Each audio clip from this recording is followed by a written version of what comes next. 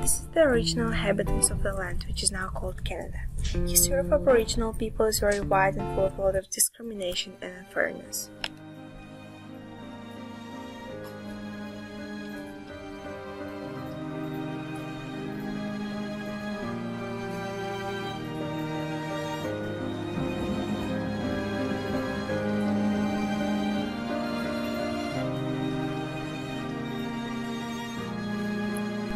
Abuse and violence towards Indigenous women is growing disproportionately because of such social factors as drug and substance abuse, the legacy of the residential school systems, poverty, unemployment, poor living conditions on reserves, low levels of education, and racism. The truth is that for many Indigenous women, violence has become a part of their everyday life. Throughout the years, Aboriginal women were killed or murdered massively. One of the examples for this is the Robert Picton case. About 65 Indigenous women disappeared from the downtown East Side district in Vancouver from 1978 to 2001.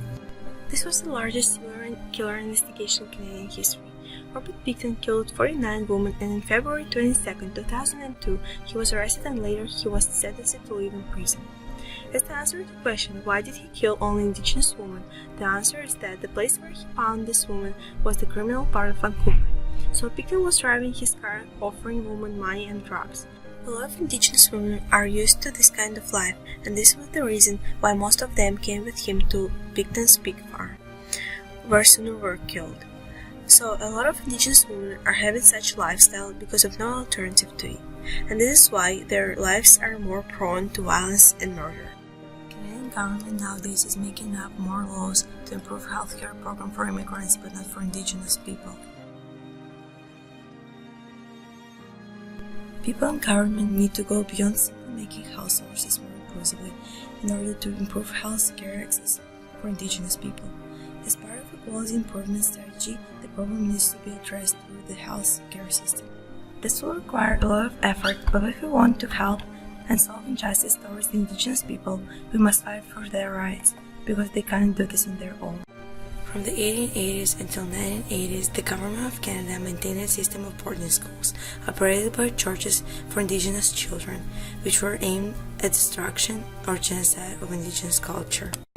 It doesn't do what they said it would do. Parents whose children were sent to the residential schools didn't know what's happening there with their children. Government protected the truth, so no parent knew about it. A lot of children died at schools, some died to escape and died on their way home, but some survivors are still alive and all the bad memories they got in the school applied to their life, in such ways as drug, alcohol addiction, violence, poverty, and racism.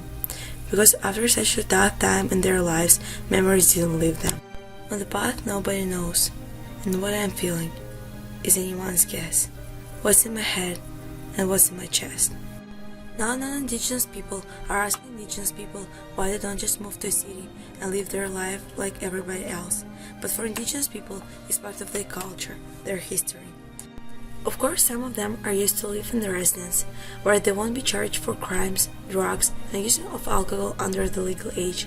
It's good for them because it's part of their lifestyle that helps them to overcome all the problems they have with their families and society. All these problems are relevant today, and almost every one of them has a solution, but alone, no matter how the first people didn't try, they cannot achieve justice. It can only be achieved throughout the nationwide unification in the struggle for justice. It's very sad to realize that these problems are still relevant in the modern world, and the state doesn't seem to notice them and doesn't take any measures to eliminate them. But we cannot give up.